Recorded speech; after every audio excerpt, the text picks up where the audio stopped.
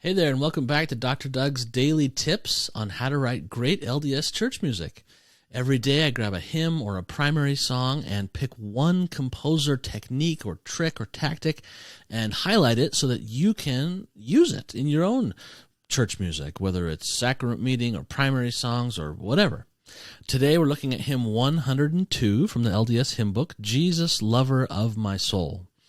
Now, this hymn has a very interesting bit of rhythm in it, and it's one of my favorite things to do to keep the music fresh is to make subtle alterations to the rhythm, and that's done beautifully in this hymn. Okay, let's just look at this opening line. All right, Jesus, lover of my soul, let me to thy bosom fly. Okay, we're in 3/4 time, which is what we call a simple meter, because the pulses are divided evenly into twos, okay, or fours. Compound meter is when we get like 6/8 or 9/8, when the pulse is divided into three, right? So just a quick example, if you're in 3/4, like we are, a simple meter, you have quarter note beats. Those are the pulses, but they can get divided into 2/8 notes or 4/16 notes, right? If you're in 6/8, there's the same number of eighth notes per bar, but instead of grouping them in twos like that, they get grouped in threes. Okay? And the big pulse is the dotted quarter. So this is this one over here. Let's see. This one in 3/4, that's what we call simple meter. This one in 6/8 is called compound meter because it compounds an extra eighth note into the big pulse. Now, in this melody, we're getting both simple meter rhythms and compound meter rhythms. And not only that, we're getting multiple types of simple meter rhythms against one very strong compound rhythm. Okay, the compound rhythm is easy to find. It's right here. It's this triplet. All right. In a 3/4 time signature, the beat's divided in two, right? 1 and 2 and 3 and. But then suddenly we get this triplet. Ta ta ta tum. So what's fun about this is we get a dotted 8th 16th. Ta ta ta ta tum, right? Ta ta ta. And then we get a dotted quarter eighth, which is basically the same thing as dotted 8th 16th. It's just twice the length, because a dotted quarter is twice the length of a dotted eighth, and an eighth note is twice the length of a 16th note. So you really get the same rhythm back to back. One is just twice as long. Then you get that same dotted 8th 16th here.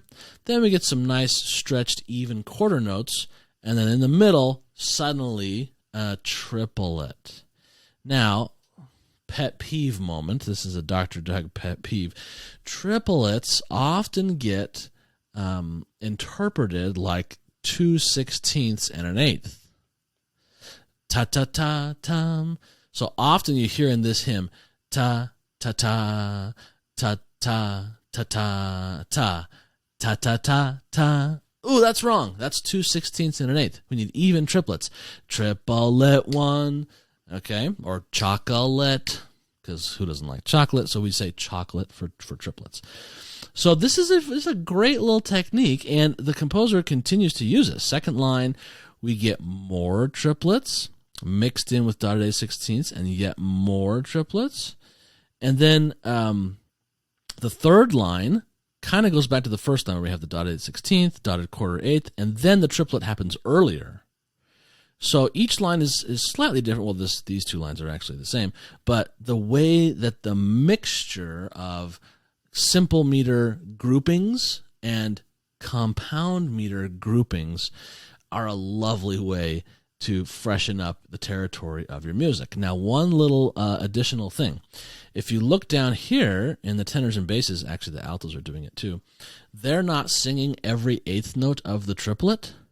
They're holding the first two together, because if this had been an actual triplet, you would probably see another one in the middle. But basically what's happening is those are being tied. So it's written as a triplet with a quarter note and an eighth note.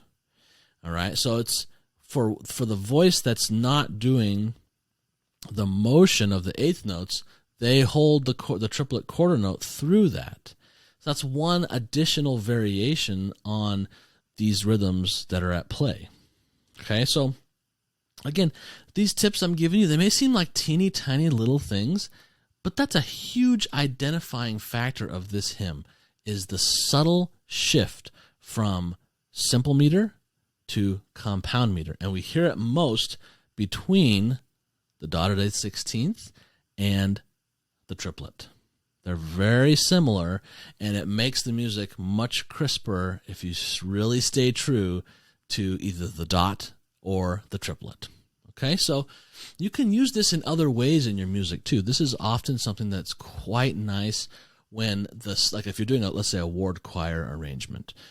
Perhaps let's say that the choir is singing in even eighth notes, like 1 and 2 and 3 and 4 and, but the accompaniment underneath might be using triplets.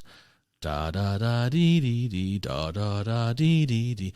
But there's straight eighths in the choir. So what happens is you get this 2 against 3 feel, where it's like da da da da da da da da da da da da.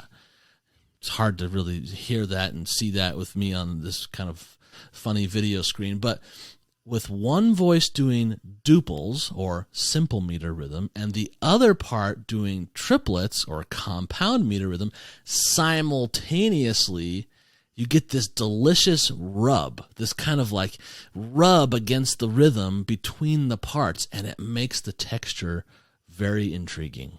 Okay, so there's your tip for the day. Mixing simple meters with compound meters within your hymn or primary song or hymn arrangement or whatever it is you're working on can add some very, very nice texture. For more tips like this, head over to latterdaymusiversity.com and grab a free copy of my 10 commandments of what I call warm, fuzzy music, or music that helps people grow their testimony or feel something.